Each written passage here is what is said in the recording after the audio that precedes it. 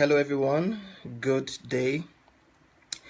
This is Oyindamola Johnson, and I'm so glad for the opportunity to be able to join you for today's Opportunity Desk very first live Facebook session. And I'm really glad to be here today. And we have a very interesting session today. We're going to be talking about how to raise funds for attending international conferences. So if you are tuned in live, I'd just like you to indicate, just let us know, like the page, like the video, make your comments. At any time, during the session, you can contribute, and I would really love to hear from you all. So like I said earlier on, I'm very grateful to Opportunity Desk, for giving me this opportunity today. And I'd also like to thank my very good friend, Miss Grace, the founder and CEO of Opportunity Desk, for inviting me this morning. So depending on which part of the world you are, I'm in New York, and it's 12 noon here. So it might be morning where you are, it might be afternoon, it might be evening. I'd like to say welcome to you all once again. So I just wanted to be sure that you can hear me very clearly. So if you can hear me, if you're participating, just send a comment, so that I can be aware that everything is going on as scheduled. So we're going to kick off right ahead, and so basically today we're going to be setting our objectives and our expectations for this session. So the three key things that we're going to be looking at today is we're going to be developing a basic understanding of effective ways of fundraising, because quite a lot of people get selected for conferences, you get selected for summits, and a lot of times some of this programs, some of these summits do not really come fully funded. So that means that you need to fundraise for the other parts. So I'm going to be sharing with you some tips. So the objectives for today: developing an understanding on effective ways of fundraising, understanding the 5 whys of telling your fundraising story, and also laying the groundwork for a successful fundraising campaign. So what are the 3 key takeaways? When I attend sessions, when I attend programs, I want to be sure of what are the 3 key things that I'm going to be taking away from that session. So for everyone who's participating today, you're going to be learning how to use the SMART principle for fundraising. You're also going to learn how to use the 5 whys for fundraising, and you're also going to learn, and know who to approach, for fundraising and for getting support. So I'm going to kick right ahead. Like I said, I want this session to be very interactive, so if you can hear me, if you can participate, I'd like you to drop a comment. I would like to see and I would like to hear from you. So when we talk about fundraising, I'm sure that you have this impression that it is about raising money, right?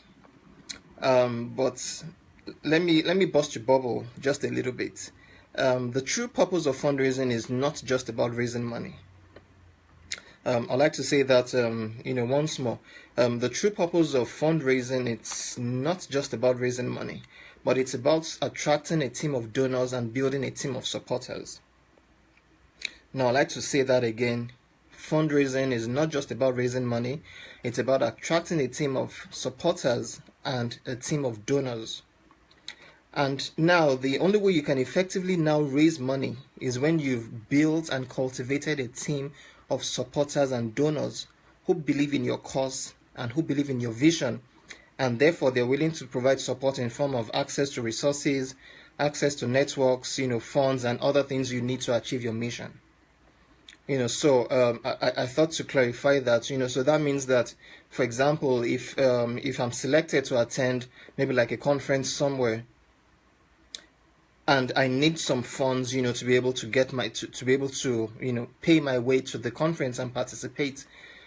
When I want to go about raising funds, what I need to understand at the back of my mind is that it's not just about money. Yes, I need funds to get there, but it's really not about money. It's about building a team of supporters. So people who believe in me, people who believe in my cause, people who believe in my mission, and they're willing to stand with me, they're willing to rally around me, and they're willing to provide me access to resources, to networks, and to everything else that I need to be able to make that possible. So I thought to bring that, to our attention and let it be, at the back of our minds. So when it comes to fundraising for, for events, for summits, for whatever it is, I like to quickly go through the ABC of giving. Now, in terms of reaching out to people, you need to understand three key things. Like I said, it's like the ABC of giving. So number one, the people you reach out to, they need to have the ability to give. So there's really there's no point reaching out to someone who will not be able to support you or who will not be able to provide the things that you need. So the very first thing that you need to pay attention to is reach out to people who have the ability to give. Like I said, we're going through the ABC of giving. So number one, A, ability to give. Then number two, which is B, that is believe in your mission. The truth is, before anyone is going to dip their hands into their pockets, before anyone would bring out their credit card, before anyone is going to bring out their hard-earned cash and give it to you, they need to believe in you. So that's very, very important. So number one, you're reaching out to people who have the ability to give. Number two, you're reaching out to people who believe in your mission.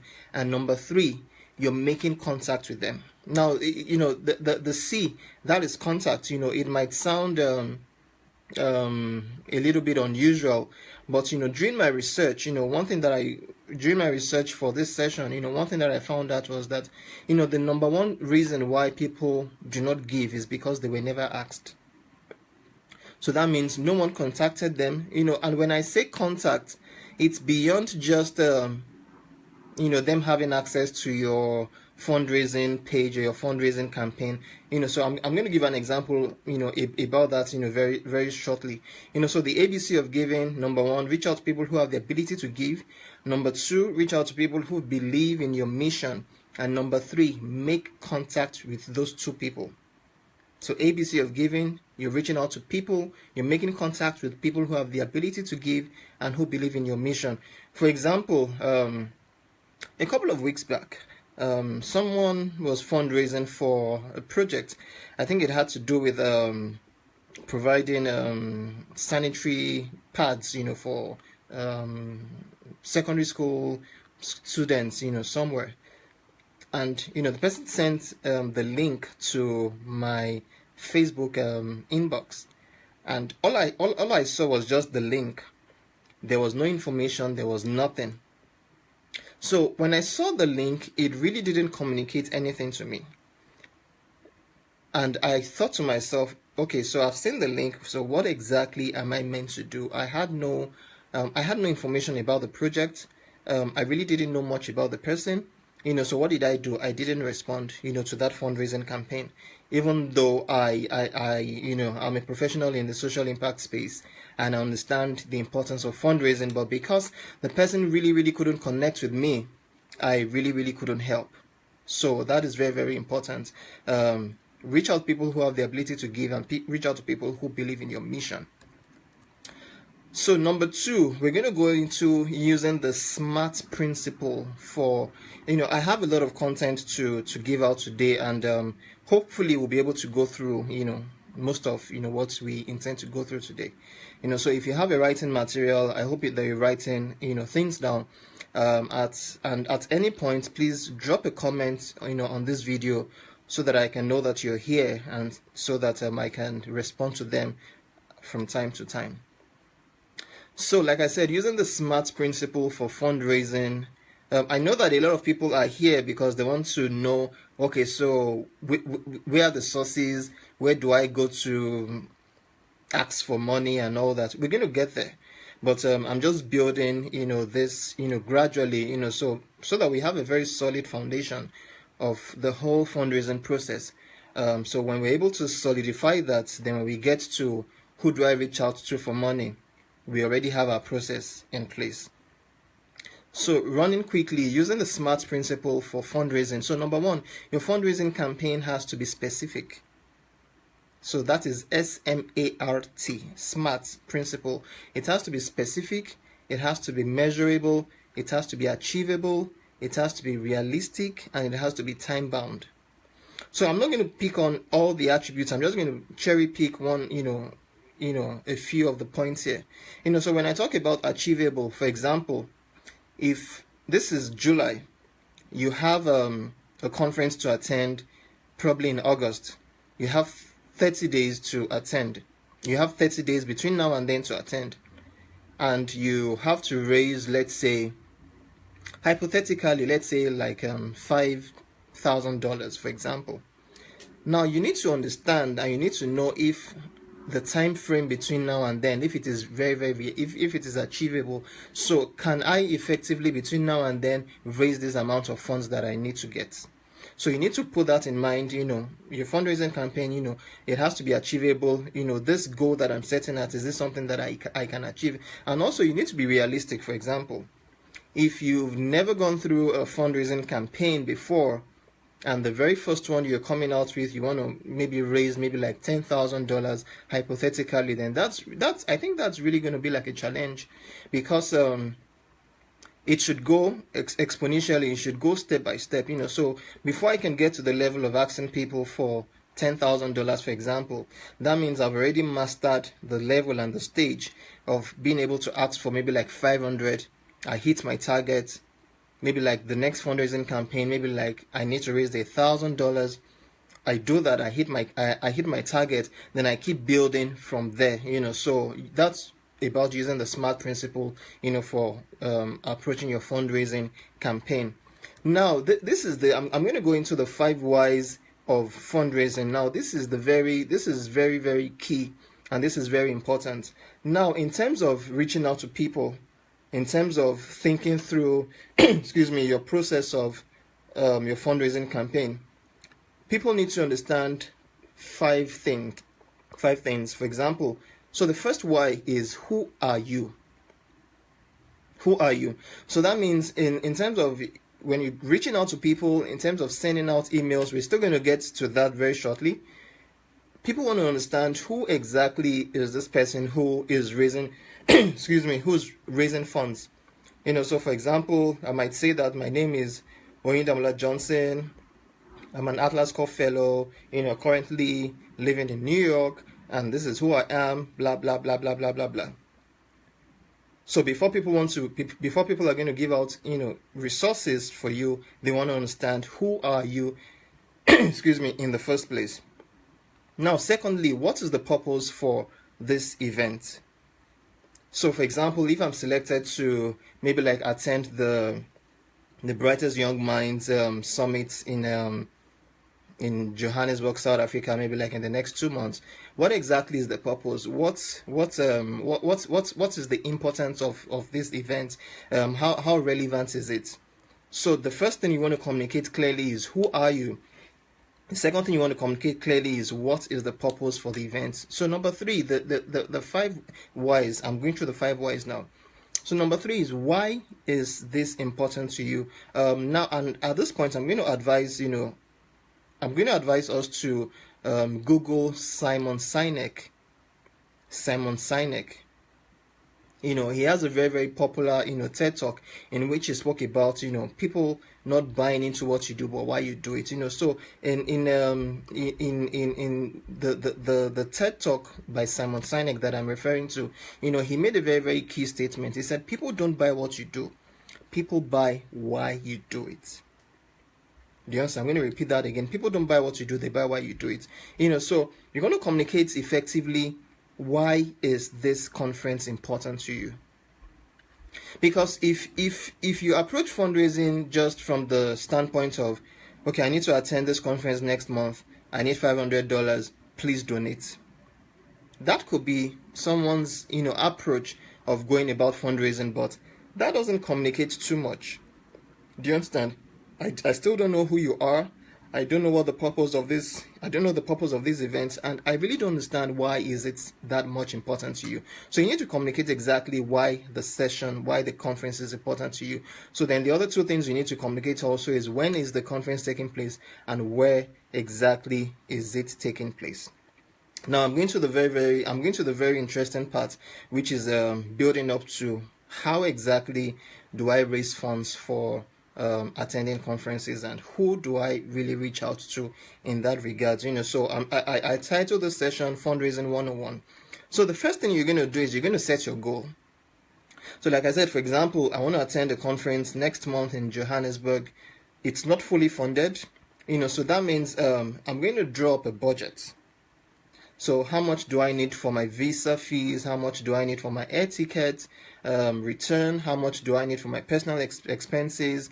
How much do I need for the conference registration? And all that, how much is the personal funds that I have available to me? So you're going to draw up a budget. So I have an hypothetical budget here, which is, for example, I need $1,000 to be able to get to this program next month.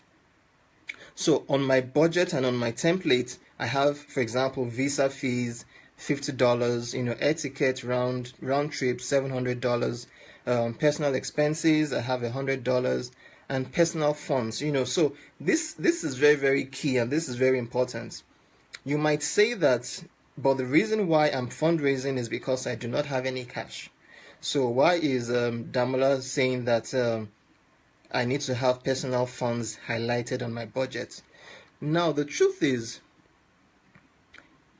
where a man's treasure is, his heart is also. I just believe that before you can effectively rally people to your cause, to your mission, to what you're about, you need to be the first believer in yourself.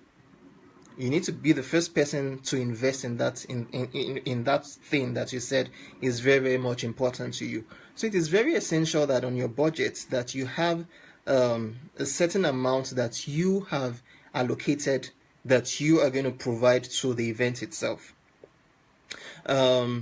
No matter how little, is it $10, is it $20, is it $50? For example, I watch, the Shark Tank, which is basically a program where, investors are matched with entrepreneurs, and entrepreneurs, come to pitch, their programs, their projects, their initiatives, and if it sounds good enough, the investors, they invest in, in those businesses. And a lot of sessions that I watch, a lot of things that I see, and a lot of questions that I see asked is, okay, so how much of your money is in this project? The investors want to know how far or how much you yourself have invested into this project, because if you're coming, for example, and you're asking for a seed funding of $100,000 and you don't have a cent in that initiative, it means you really do not have a buy-in into that program, into that project, and no reasonable investor is going to invest into something in which the owner has not put anything into it. So no matter how small on your budget, have an allocation. If it's going to be 10%, so 10% of $1,000 is $100. So that's where you're going to say, okay, I'm going to provide $100. I'm going to make sure this works, so that when you're reaching out to people, when you're reaching out to organizations, when you're reaching out to institutions, when they see your budget, or when you're explaining, this is Oyindamola Johnson, this is who I am, this is why this summit is important to me, this is why I want to attend, these are the things that I'm going to gain as a result, this is how much I need, this is how much I've raised, this is how much I am personally providing into this course, into this mission. Now it sounds much better.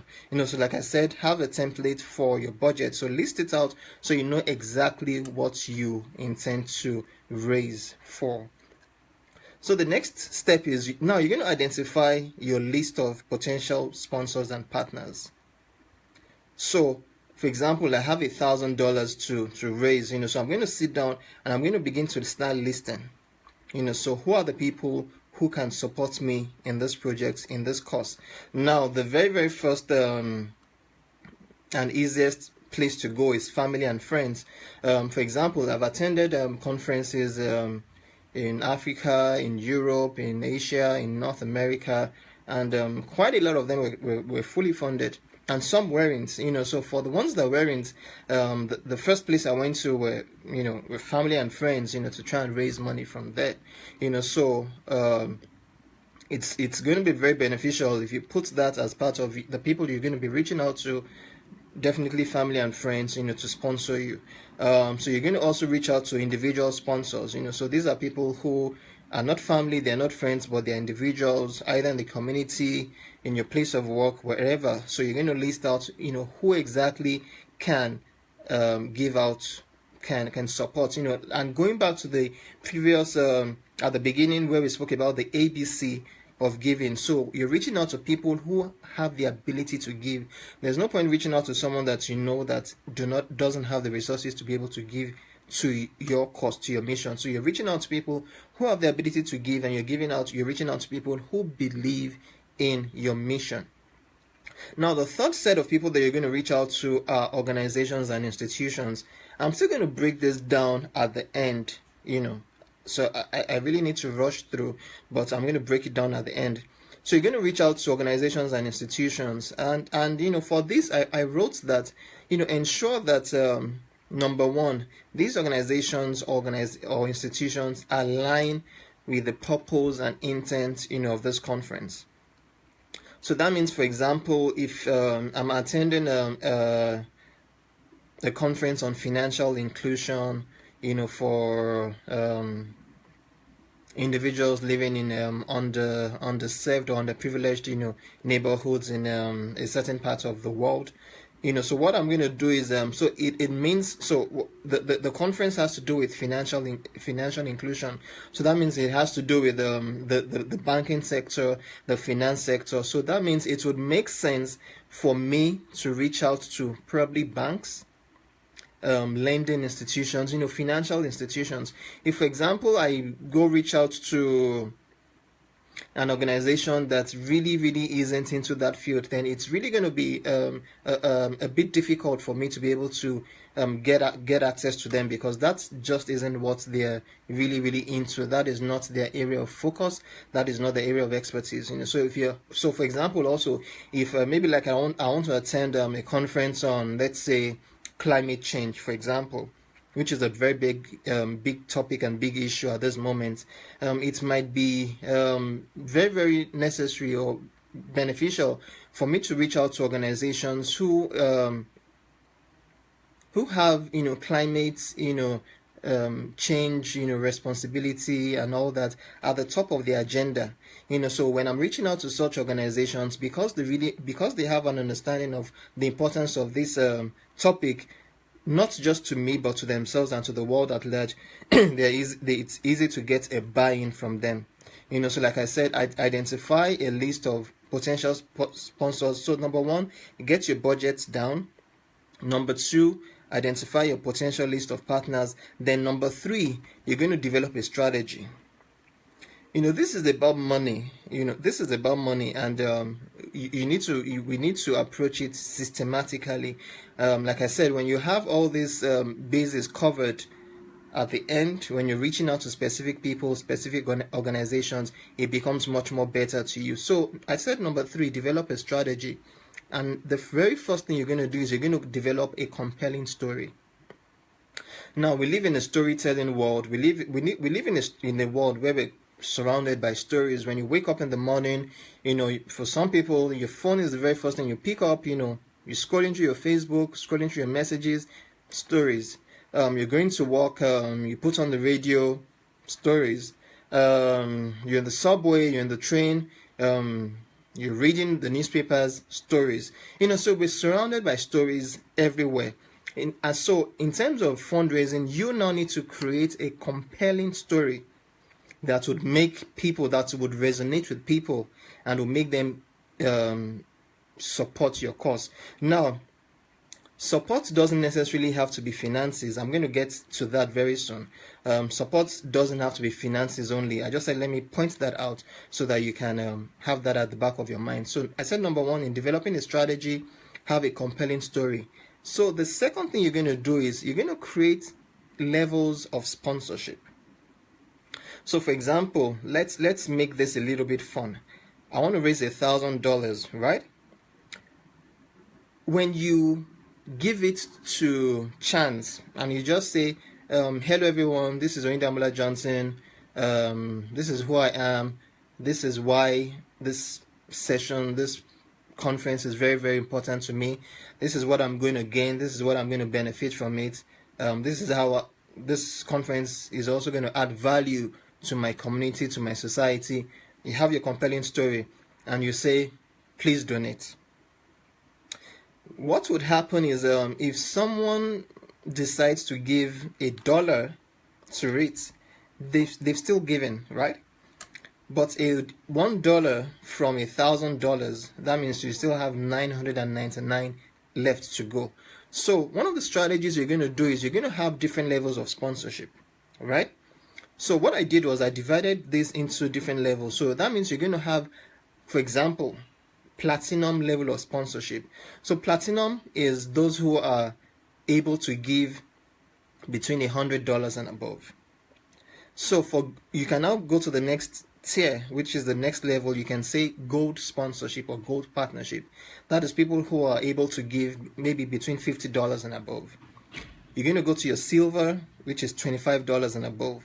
You're going to go to your bronze, which is $10 and above. Now, what this is helping you to do is people have a mental picture of what exactly they can do. So if someone cannot give $100, they can say, okay, no, I can't give $100, but I can give $50. Or someone else can say, I can give $50, but I can give $25. Someone else can say, okay, I can give $25, but I can give $10. That makes it very, very much easier. Going back to our SMART principle, specific, measurable, achievable, realistic, and time-bound. This makes it very easy for you to quickly hit your targets. Because rather than when you have these tiers and levels of sponsorship, you're appealing to people's emotions. And people always want to identify with something that has a class, that has a status. So what you're doing is in the minds of your sponsors, you're giving them a class and a status that they want to associate with. So for someone who's giving $100 to your fundraising campaign, in the back of their minds, they're like, yes, we are platinum sponsors.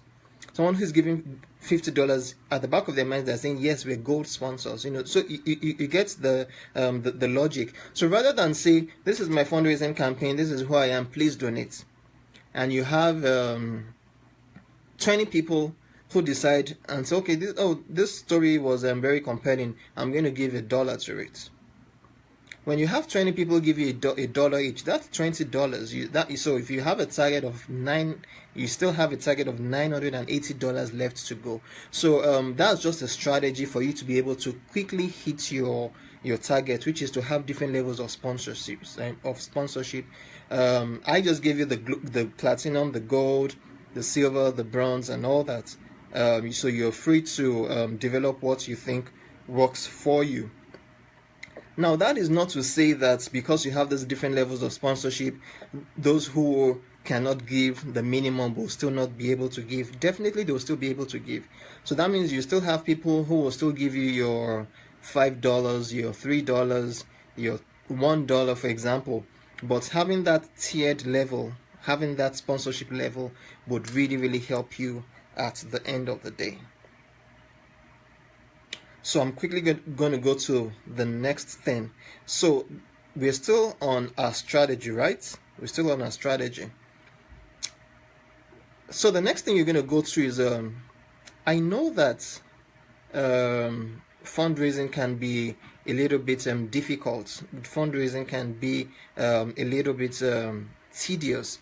But I also need you to understand that beyond just fundraising for your conference, this is the skill that you're learning. This is a skill that you're developing capacity in this area. And the advantage is, do you know that you can list these on your resume? In terms of your achievements, so maybe like on your resume, you put fundraising as one of your skills. So you put there, effectively raised $1,000 in 2 weeks to attend a conference in Spain or whatever. And an employer sees that and says, wow, you have fundraising campaign, we actually need someone, this position that we have in our organization, we actually need someone who has fundraising experience. So in addition to raising funds for your project or for your initiative, you're also developing capacity in this area, and this is a skill that would really, really be of benefit to you even beyond the campaign. So the next thing you're going to do is in terms of the strategy, is you're going to now begin to create sample emails, right? You're going to start creating sample emails. So going back to the 5 whys, so what is the conference about? Where is it happening? Where, what is it about? Like I said, then who exactly are you and why is this important to you? So you're going to put that in an email, and I would advise that this email is very short, it's very sweet, it goes straight to the point, and it highlights the importance of the session itself. For example, if I'm invited to attend maybe like a conference, like I said, maybe like in Johannesburg, South Africa, and maybe 5,000 people applied for the opportunity, and they only selected maybe like 50 applicants from a pool of 5,000. I want to put that in my email, so that communicates something to those who are going to read, so they know that that means I have potentials. If I'm selected as 1 out of 50 from a pool of 5,000, then that means there's really, really something dynamic, there's something very important about me. So those are things that you want to identify in your email. So the 5 whys, if you're just joining us, please just go back to the beginning of the video of the live session, where I talked about the 5 whys there. So another thing that is going to be very important is so when you have your email crafted and you're about to send it, also ensure that you attach a copy of your acceptance letter. So whatever letter you got from the organization or from the body running the conference, ensure that you attach it. What this does is it adds credibility to your fundraising efforts. So that's about sending out emails. So have your email ready. So like we said, the first step, have your compelling story ready, create tiers and levels of sponsorship, then now craft your email. So even in your email, you can also list out these tiers. For example, I want to raise $1,000. Out of this $1,000, I'm putting in a commitment. I have my personal funds of $100, so I have $900 left to raise. So I'm seeking for your support, I'm seeking for your input, and these are the different levels of sponsorships that is available: platinum, blah blah blah blah blah. You put it there, so whoever is reading your letter knows exactly how they can be of value and how they can be of support to you.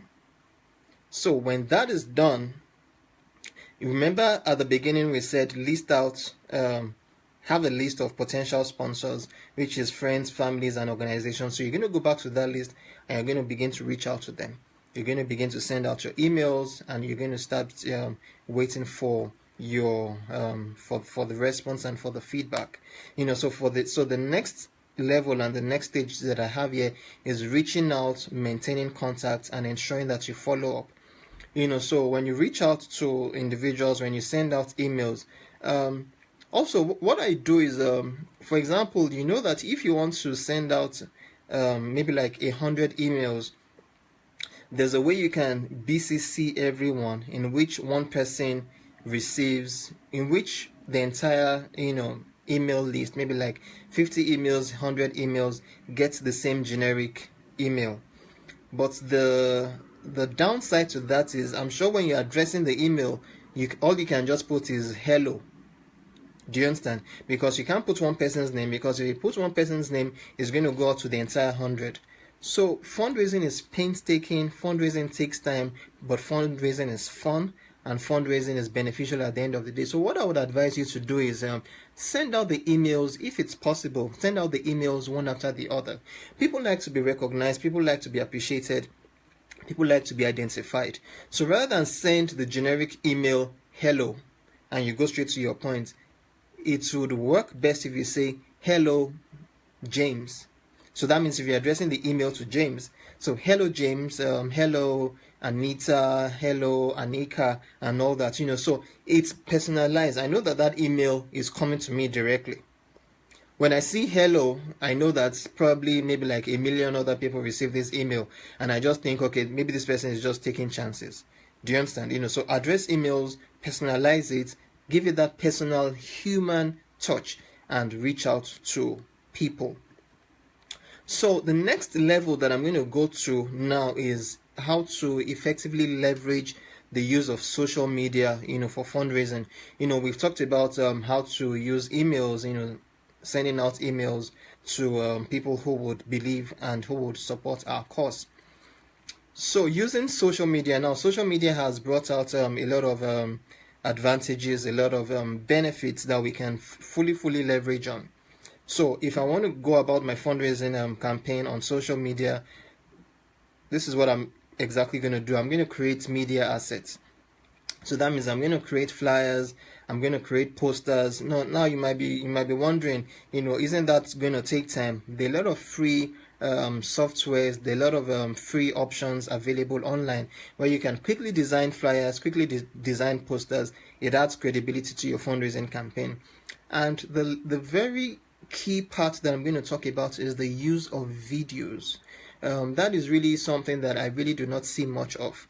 I just see individuals, create their GoFundMe account and just keep reposting the link every single time.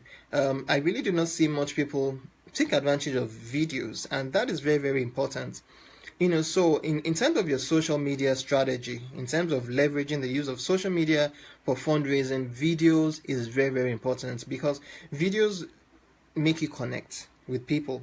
What it will take you several minutes to say while typing, in few seconds you've communicated it with video.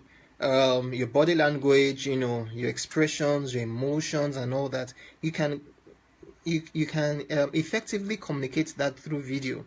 To communicate that in text, in words, it might take much time and much effort, but with video it's very important. So what do you want to do? You don't need something very elaborate.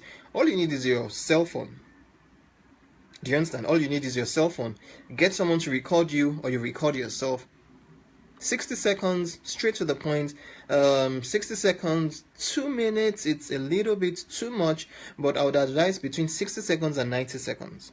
So in that 60 seconds to 90 seconds, you want to talk about the 5 whys. Who are you? What is this program about? Where is it happening? When is it happening? Then why is this important to you? So you want to communicate that through video. So what you're going to do is when you create this video, use that as part of your social media strategy. So in place of just sending out your GoFundMe page, or requesting for resources at each time, because the truth is, the more people keep seeing the same thing, the more it registers in their minds, and it's easy to just skip. So for example, if Mr. A is trying to raise funds for a conference, and all he's doing is sending out posts on Facebook, post after post after post after post after post. If I'm a friend of that person on social media, and I keep seeing that every day, the first one that I see, I'm going to read. The second one, I probably would read. The third one, there's a likelihood that I would read. The fourth one, definitely, probably I would not read. I'll just skip over it because I already have an understanding of what is there. So, but if you spice it up with using pictures, so it could be a picture of you, professional, fun, whatever it is, maybe like a brief caption and the link to where people can give, so you can use videos, pictures, you can use flyers, you can use posters, like I said, there are free resources online that you can use in getting that done. And you can use videos also. So what you want to do is you want to play around with all those things. So that means you're not just sending them out all at once. You're you're mixing it up, you're varying it, so that's another very good strategy of raising funds. Using videos would really, really work for you. I have crowdfunding here as another way that you can use leverage the use of social media, but I'm not going to talk too much about crowdfunding now. I'm going to talk about it at the end. Looking at my time, and I'm trying to be conscious of time to ensure that I cover as much as possible, because at the end I want to give you very creative ideas of how to raise funds and where exactly to get this kind of funds available. So the next thing that I want to talk about is you're going to have to use quite a lot of social media platforms.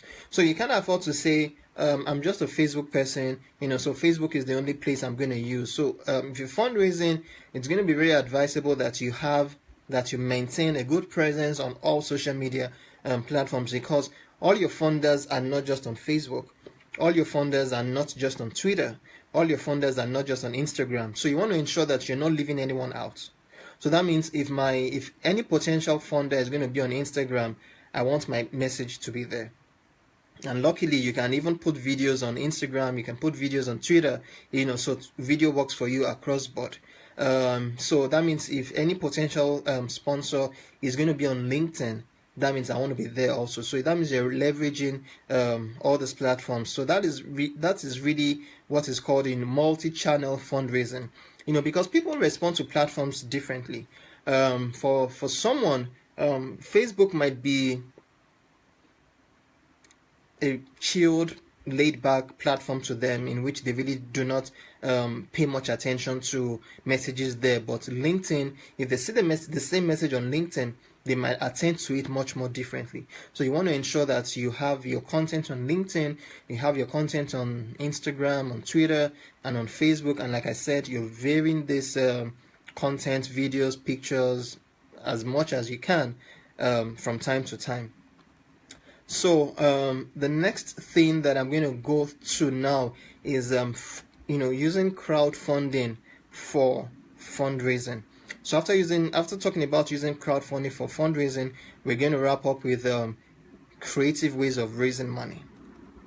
Now, in terms of crowdfunding, I'd like you to also know that there are over 2,000 sites, based on crowdfunding available in the world today. So the first thing you want to do is you want to choose a platform that works for you. So that means you need to research. Just because a platform is popular doesn't necessarily mean that it's going to work for you. Like for example, some countries have some financial and legal restrictions, maybe like some government policies on the flow of finances.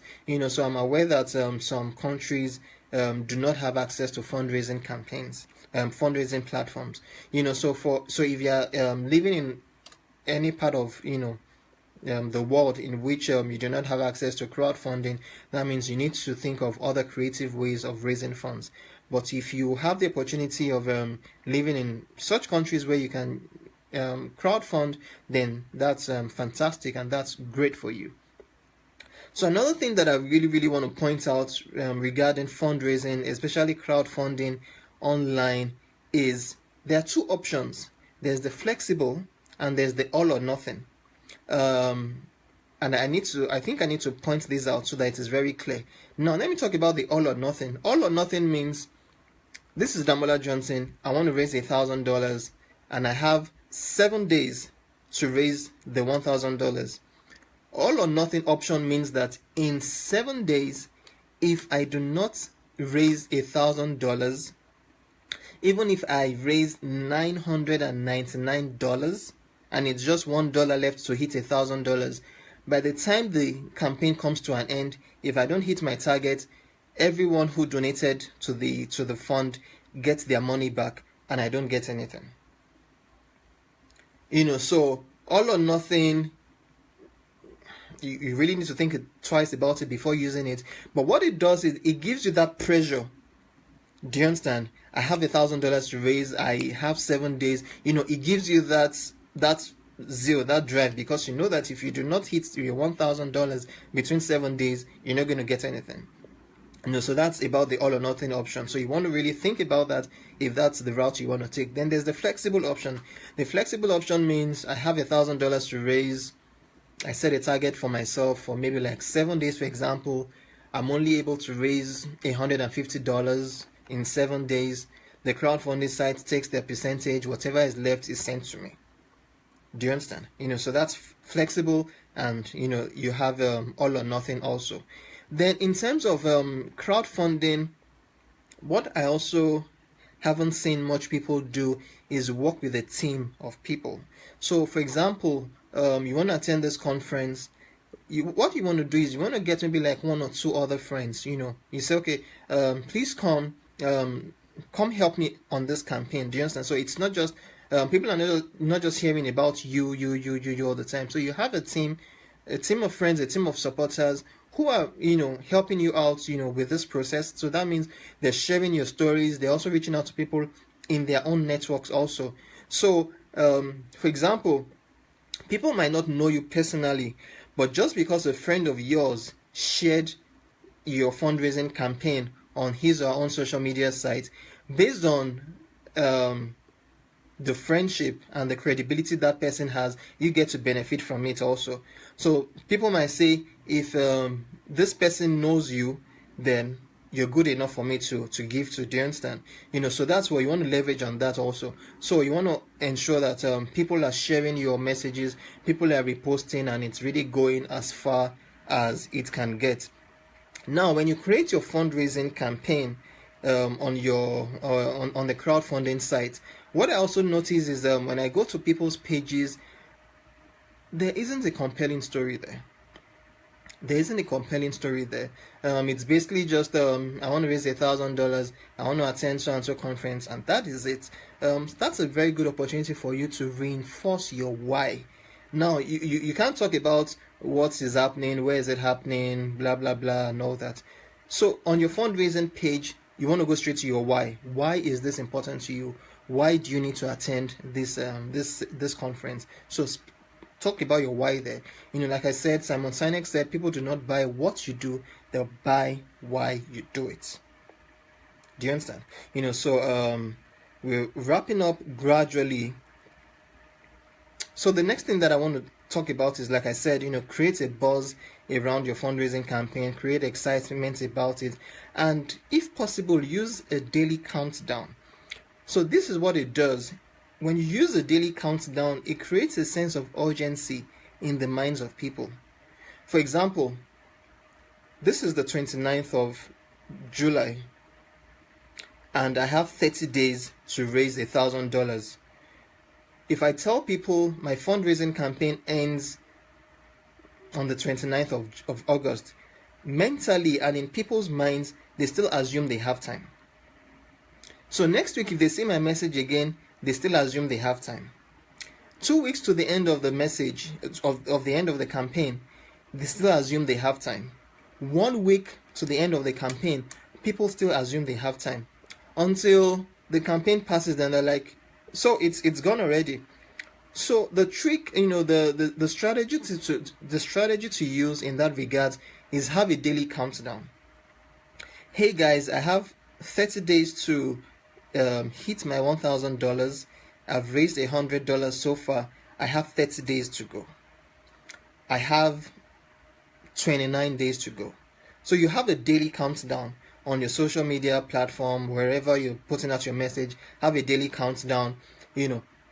20 more days to go, 15 more days to go, 10 more days to go, 9 days to go, 7 days to go, 6 days to go, 5 days to go. That creates a sense of urgency in the minds of people. Rather than my campaign ends on the 29th of August, mentally people just assume, okay, there's time, I'll attend to this later. But when they see my campaign ends in 5 days, I've raised $500, I need more people to come on board to support. Do you understand? It creates a sense of urgency, and people can assist in that regards. So I hope you've been able to get those few tips on how you can go about your fundraising campaign. Now, in the next 10 minutes, I'm going to go to, I think, the part where a lot of people are very much interested in, which is how exactly do I raise funds for my program or my summit. Remember at the beginning of this video, I said fundraising is not just about raising money. It's about getting a team of people, of donors or supporters who would provide you with access to resources, to funds, to networks, and to things that you need. So everyone knows that if you travel for a summit, you need to stay in an hotel, right? So hotel cost is part of what you have in your $1,000, which you're fundraising for to attend your conference, right? So rather than just wait for the entire $1,000 to come in and you to take out the funds to be able to pay for your hotel, why don't you approach Airbnb? Do you understand? Why don't you approach Airbnb? Why don't you approach hotels for sponsorship? Do you understand? Because if you're able to get sponsorship for hotel and accommodation, it reduces, the cost that you're trying to fundraise for. Do you understand? So rather than maybe like $1,000, it probably drops to maybe like $800. Like we said, we're just using $1,000 hypothetically. Do you understand? So that's like a strategy. That's like an idea I thought to throw out there, to be able to assist people. So if accommodation or hotel is going to be part of what you need to fundraise for, rather than put it into the entire cost, separate that segment and begin to reach out to individuals and organizations in that regards. So approach Airbnb. Airbnb is recently, they came out with this very fantastic initiative in which they were providing free housing, to refugees, who came in from certain countries, so they had access to houses for a while, so they have their CSR department, their corporate social responsibility department, and you just might not tell if you reach out to Airbnb and you have a compelling story and you say, Airbnb, I'm not asking for money. All I just need is I just need access to a room, an apartment just for 5 days. That makes more sense. Airbnb might say, we don't have any physical cash to give you, but yes, we have hundreds of apartments, in this city that you're going to that will be free during this period. So you might as well just stay in one of these apartments. Do you understand? So that's one way to approach getting the accommodation and hotel part sorted. So approach Airbnb, approach hotels, send your emails, craft it well, and get across to them. So in our chunk of $1,000, remember, air tickets is also one of the major parts. Now, I have friends who shared with me that they got sponsorship from certain airlines. So they either got sponsored by paying just half price of the ticket, or they got full sponsorship. So what you want to do also is you need to fly. Probably you need to fly to where you're going to attend the conference. Why don't you approach airlines? Do you understand? Like you said, have your why ready, have your compelling story ready. Why is this very important to you? And you reach out to someone. So within your team, within your network of supporters, you could have someone who has access to maybe like the CEO of an airline, or like a manager there, or someone who has influence there. And you say, look, I'm not asking for money. Like we said, even though it's fundraising, but what we want to do is we want to get you to that conference and make sure you get back. Do you understand? So you're saying, I'm not asking for money. I'm only asking for sponsorship in terms of air tickets. Are there any specials available? Are there any special prizes available? Is there any way I can get sponsorship, either half price or full scholarship and full sponsorship? So approaching airlines is a very good way of ensuring that you get to your conference and you get back. Now, another tip that I'm going to give you is those who fly a lot, those who travel a lot, they accumulate what you call frequent flyer air miles. Do you understand? You have people who have accumulated 5,000 air miles, 10,000, 50,000, 100,000, depending on how much they fly. Sometimes these are executives in organizations who have a lot of things to do globally, so they're flying a lot. I had a friend who wanted to attend a conference in a certain place, and all she did was her sister was a manager in a very top ranking organization, and she used to travel a lot, and what she had done was she had accumulated a whole lot of frequent flyer air miles. So what she just did was she approached her sister and said, I'm not asking for money, but can you give me part of your air miles so that I can use that in booking my ticket? And the sister said, sure, fine. And with those air miles, the person was able to book the flight for the person, and no cash was exchanged. Flights were booked. The person attended the conference and came back. So you want to reach out, you want to identify people who you know that fly a lot also. And you say, look, I'm not asking for money, but can you donate your frequent flyer air miles to me to be able to attend my conference? So that's another strategy to getting that done. I'm just going to quickly go through some, and I'm going to wrap up in the next 5 minutes. So another strategy that you can use, now I'm not talking about money now, I'm thinking about creative ways to get you to the conference and get you back. Another creative way is you could offer to give a speech, or offer to make a presentation, or offer to deliver a paper at the conference if that is available. Because sometimes these conferences have funds available for people who are coming to deliver papers, deliver workshops and all that. But if you do not ask, you really would not be able to take advantage of it. So you want to fundraise, you want to get to the conference where you don't have the financial means. So you want to reach out to the organization. Is there okay, you're talking about climate change. I'm an expert in this field. I've done some research. I have some valuable content. Is there any possibility of delivering this paper, and you make your pitch and it sounds very interesting to them, and they say, fine, we want you to come, and you're like, okay, the only challenge is I'm not able to get there myself. And I said, no, don't worry, we're going to bring you here because you're going to add value to the conference. Do you understand? So that's another strategy of getting yourself there. Offer to deliver a speech, offer to deliver a paper at the conference, and you just might get yourself there. I'm just going to give out 2 or 3 more, and we'll need to wrap up. So if you're volunteering for an organization, a lot of us volunteer for organizations, for institutions. I have a friend who I met at the conference in Malaysia, who was volunteering for an organization working on reducing alcoholism, amongst young people. And he was invited to a conference in Malaysia, and he was meant to deliver a paper on that topic. So what he did was he just reached out to the organization he was volunteering with and said, look, I was invited to deliver a paper at so and so place. Is there a possibility that I could be offered support? And the organization took up the responsibility and said, this is a very good initiative. This advances our cause as an organization, and this also puts out more information in this regards out there. So they sponsored his trip. So if you're volunteering for an organization or for institutions, because you already have a relationship with them, you also want to reach out to them also and see how you can get that possible or get it done. If you also belong to a religious organization, that's a very great place, for you to be able to raise funds also. I'm trying to see if I'm not leaving out anything.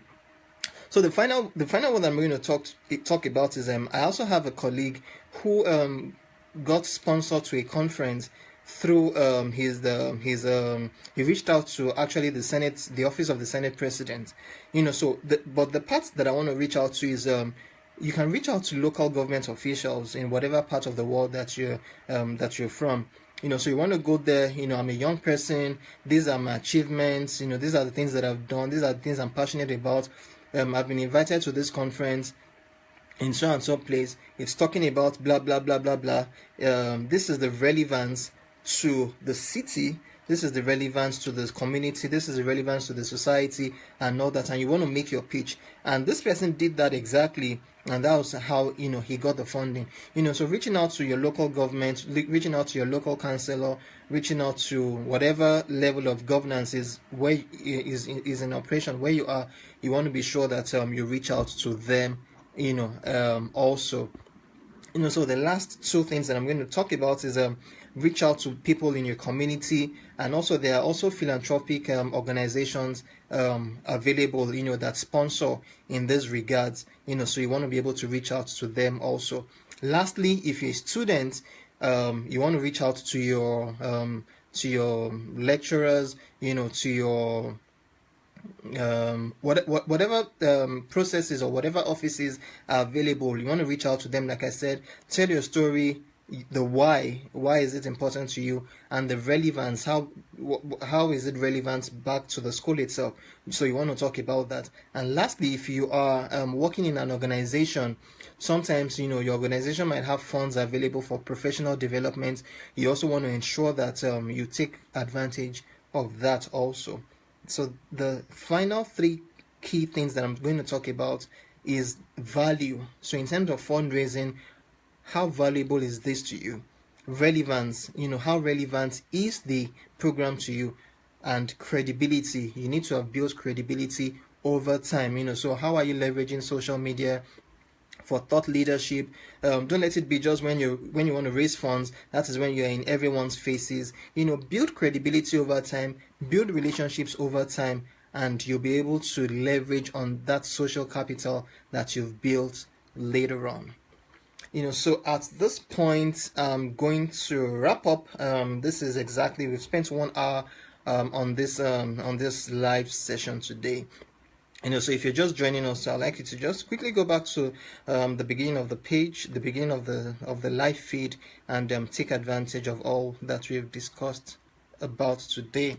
So in wrapping up, I want to thank the entire team at Opportunity Desk for the opportunity to be here to host the very, very, very first live session in this series. And I know that very soon you're going to have other young, vibrant, outstanding young professionals come and share with you on different topics, in the social development space, in social innovation, social entrepreneurship, to build your capacity, to increase your expertise, and make you a much, much better person. So thank you so much for joining me today. Let's keep in contact. You can still ask your questions on this video, and I'm going to respond. And I hope to be in touch with you guys sometime soon. So thank you, and have a great day. Bye.